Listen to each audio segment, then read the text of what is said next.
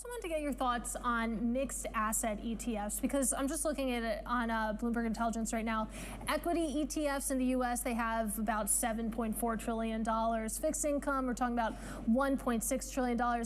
Mixed allocation ETFs, they only have $25 billion. Pedestrian, why don't you see ETF issuers launching more in that sort of mixed asset space? Well, we saw that in the past, where we saw asset allocation-oriented ETFs, iShares being one of the firms. They closed some of those products. They then brought them back, or a different version of those products out, like life path-oriented with a target date for maturity.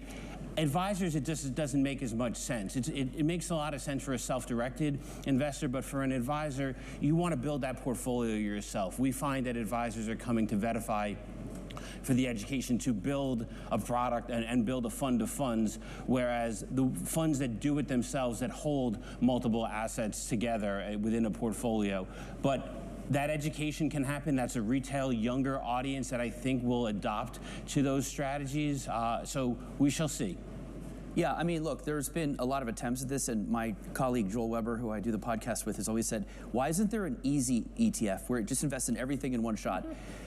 The reason, the advisors like to have the puzzle pieces. They want to be the deciders. They don't want the fund to do it. And since there's no ETFs and 401ks, these are kind of like, you know, in no man's land. I think they'll come, and we're starting to see some of these ETF strategists bring their models available into the ETF marketplace and have it happen. John Davi of Astoria Advisors, for example, has converted or offered multi-asset within the commodities and alternative space. Todd, it is always a delight to see you. Thank you for spending some of your Monday with us. Our thanks, of course, to Todd Rosenbluth of Verify.